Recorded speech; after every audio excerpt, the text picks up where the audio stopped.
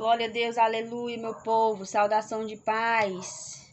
Glória a Deus, vim aqui deixar uma palavra da parte do Senhor para a edificação da minha e da tua vida, que se encontra aqui no livro de Êxodo, capítulo 13, versículo 17, que vai dizer: quando o faraó deixou sair o seu povo, Deus os guiou pela rota da terra do Filisteu, embora este fosse o caminho mais curto, pois disse, se eles defrontarem com a guerra, talvez se arrependam e voltem para o Egito. Assim Deus fez o povo dar a volta pelo deserto, seguindo o caminho que ia levar ao Mar Vermelho. Os israelitas saíram do Egito preparados para lutar. Aí pula para o verso 20. Os israelitas partiram de Sucote e acamparam em Etã, junto ao deserto. Durante o dia, o Senhor ia adiante deles numa coluna de nuvem para guiá-los no caminho, e de noite numa coluna de fogo para iluminá-los, e assim podiam caminhar de dia e de noite.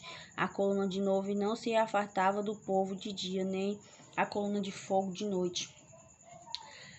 Êxodo, o livro da saída, a qual aqui nessa passagem Deus vai relatar a respeito da libertação do povo de Israel, na verdade a saída deles do Egito. E aqui também nessa passagem também nós vamos ver o trabalhar do Senhor na vida daquele povo, a qual Deus já tinha muitas promessas. E quando José ele saiu do Egito, ele saiu da sua terra e foi parar no Egito, a qual ele foi vendido para os seus irmãos. Lá no comecinho de Gênesis, vai falar que quando José foi vendido pelos seus irmãos como escravo aos mercadores, José ele foi parar no Egito. E quando ele chegou no Egito, ali o Senhor era com ele. Por quê? Porque aonde ele andava, algo acontecia e o Senhor era com ele. Ali, tudo que ele colocava suas mãos, ele prosperava. O interessante é que quando ele chega no Egito, ali Deus vai abençoá-lo cada vez mais. Por quê? Porque ali ele vai passar por várias situações, a qual ele poderia ter uma escolha de ele ter renunciado, o chamado de Deus na vida dele, ter negado ao Senhor, apesar das circunstâncias a qual ele passou, não muito boas, mas o importante é que ele permaneceu firme. E o interessante é que lá no livro de Gênesis, no capítulo final, ali ele vai conseguir, Deus vai usar da autoridade sobre a vida dele, e ele vai conseguir amolecer o coração de Faraó. E ali o Faraó ele vai estabelecer as leis do Senhor no Egito, a qual não era permitido. Eu estou tentando um pouco introduzir para me entrar na mensagem. Eu ainda não entrei na mensagem, eu estou na introdução. E ali o interessante é que quando ele consegue, para a honra e a glória do Senhor, estabelecer a sua fé e as palavras de Deus ali naquele lugar, no livro do comecinho de Êxodo, vai falar que vem outro rei, outro faraó, que ali ele não conhece, ele não conheceu José, e ali vai ser tudo meio que começar do zero. Por quê? Porque o antigo, ele conheceu José, e quando José chegou na terra do Egito, Deus era com José, e onde José passava tinha uma transformação. E ali, como eu falei no início, Deus através do Senhor, que usou José, e ele conseguiu estabelecer a lei do Deus de Israel dentro do Egito. Mas só que com a morte do faraó, veio um novo reino, e ali era outro faraó, a qual ele não conhecia José. E o interessante é a observação que ele vai fazer, se eu não me engano, é em Êxodo capítulo 1, que ele vai dizer que o povo de Israel é um povo muito próspero, muito fértil. E ali a preocupação, louvado seja o nome do Senhor, de Faraó, era porque o medo dele era que o povo se multiplicasse, louvado seja o nome do Senhor, e através daquela multiplicação eles viessem se reunir com os seus inimigos e ficar contra o povo do Egito. E o interessante é que ali a gente vai observar essa preocupação. Mas o interessante é como o Senhor, ele não nos abandona. Por quê? Porque ali José morreu, né? Enterrou, né? E o povo do Egito quis enterrar a história de José, a qual Deus, aleluia, se fez presente na vida dele e também na vida daquele povo, porque ele conseguiu levar a sua palavra. E o interessante é que quando chegou esse novo rei, esse novo faraó que não conhecia a história de José, ele vai já nitidamente implicar com o povo de Deus. Por quê? Porque ali ele servia outros deuses daquela época, mas ele não servia o Deus de Israel, que é o Deus que o povo de Israel servia. E o interessante é que ali Deus vai levantar, né? Vai enviar um libertador, que já aqui no livro de Êxodo vai falar de Moisés. Moisés foi o escolhido do Senhor, né? Depois que o povo passou ali Faraó passou pelas pragas do Egito, né? A qual ele se recusou, né? A fazer a vontade do Senhor e escutar o profeta, né? O profeta Moisés, a qual ele foi enviado, né? Pelo Senhor para ser o homem, né, o libertador, segundo os israelitas, para libertar o povo e tirar o povo do cativo, do Egito. Por quê? Porque ali o povo era oprimido, né? Ali o povo vivia uma escassez, a qual eles viviam uma escravidão imensa, e a qual eles não se debilitavam e não deixavam de adorar esse Deus. Então, uma das coisas que esse povo tinha era o quê? A fé. O livro de Hebreus, capítulo 11, vai falar que a fé é o firme fundamento das coisas que não se veem, mas das coisas que se esperam. Assim como no verso de Hebreus, capítulo 11, versículo 4, vai dizer que sem fé é impossível agradar a Deus. Então, aquele povo, de imediato, eles poderiam ter as suas falhas, assim como todos nós. Mas uma das coisas que ele tinha e perseverava era a fé. Porque a fé vai dizer que a fé é o firme fundamento das coisas que não se vê, mas que se esperam. E aquele povo acreditava que o Senhor, nosso Deus, o Deus de Israel, o Deus de Abraão, de Isaac e de Jacó, iria enviar um libertador para os libertar dos cativos de Faraó. Porque o povo estava sendo oprimido. Mas agora eu vou entrar na mensagem. Que aqui no verso 13 vai falar que quando Deus tirou o povo de Israel, depois de toda a opressão que o povo sofreu, e a Bíblia vai dizer que Deus endureceu o coração de Faraó. Mas por que Deus endureceu o coração de Faraó? Porque Deus queria trabalhar na vida dos israelitas.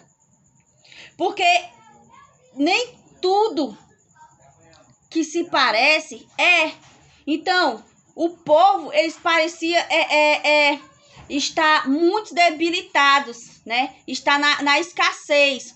Mas, sucessivamente, eles não estavam. Por quê? Porque eles tinham a plena convicção de que um dia aquele sofrimento e aquela luta iria acabar. E o interessante é que nós vamos ver que aqui o povo, aqui no verso 3, já entrando na mensagem, ele vai dizer que quando o faraó deixou sair o povo, Deus os guiou pela rota da terra dos filisteus. Deus não os guiou, não mandou pela terra dos filisteus. Deus fez com que eles arrodeassem o outro lado. Para quê? Deus não poderia ter mandado eles pelo caminho mais curto? Poderia. Mas eu acredito que Deus queria trabalhar dentro deles. Dentro deles, porque apesar deles ter visto as pragas que o Senhor mandou, porque ele endureceu, o faraó endureceu o coração dele, Deus queria trabalhar no coração do povo. Por quê? Porque o povo estava incrédulo. Incrédulo. Eles não acreditavam nas maravilhas e nas coisas que o Senhor tinha feito. Mas também por quê? Porque o povo, ele precisava ter a plena convicção do nosso Deus, daquele Deus, aleluia, que é o nosso Deus de hoje, de amanhã e de sempre. Aquele Deus, aleluia, que faz, que move céu e terra, aleluia, para ajudar e defender o ungido dele. Porque o povo precisava de um renovo da parte do Senhor. O povo, aleluia, precisava ser renovado, aleluia. Porque o povo, de tanto sofrimento, eles ficaram, aleluia, desatento. E mais, viu? E mais, aqui vai falar que também para que eles não viessem às guerras e viessem olhar para trás e viessem desistir. Sabe o que é que nós aprendemos com isso? É que quando Deus nos manda para o deserto, aleluia, não quer dizer que ele se esqueceu de você. Quer dizer que ele quer tratar, louvado seja o nome do Senhor, dentro do teu coração, dentro da tua alma, louvado seja o nome do Senhor, porque ele sabe, aleluia, o que é melhor para mim e para ti. Ele sabe, aleluia, o que é que precisa ser tratado dentro de você. Se nós formos observar, aleluia, as escrituras sagradas, nós vamos entender que todos os profetas, aleluia, foram para o deserto. No livro de Mateus, capítulo 4, vai falar de quando o Senhor Jesus, ele foi levado pelo Espírito ao deserto, aleluia. E Deus estava com ele, aleluia.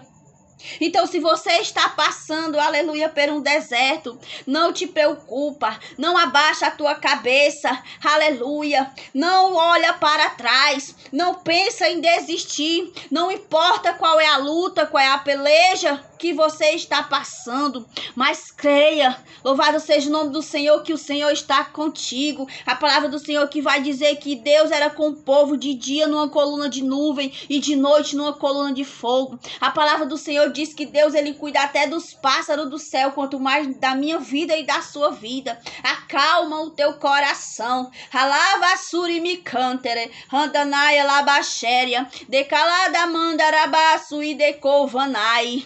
Descansa o teu coração, acalma o teu coração e confia nele, porque esse deserto não é para te matar, esse deserto não é para você estacionar, este deserto, aleluia, não é para você ficar parado no meio do caminho, mas é para você passar dando glória a Deus e aleluia, que lá na frente o general de guerra, aleluia, ele vai te abençoar, ele vai, aleluia, tratar de você pessoalmente, ele vai fazer o sobrenatural na tua vida, e todas aquelas pessoas que duvidaram, aleluia, vão ter que contemplar a glória do Senhor na tua vida, na tua casa, na tua família, na tua parentela, aleluia, porque é promessa de Deus. A palavra do Senhor vai dizer que eu e minha casa serviremos ao Senhor. Recebe, aleluia, esta palavra de renovo, esta palavra de edificação, porque o Senhor está contigo de dia e de noite, aleluia, nesta peleja.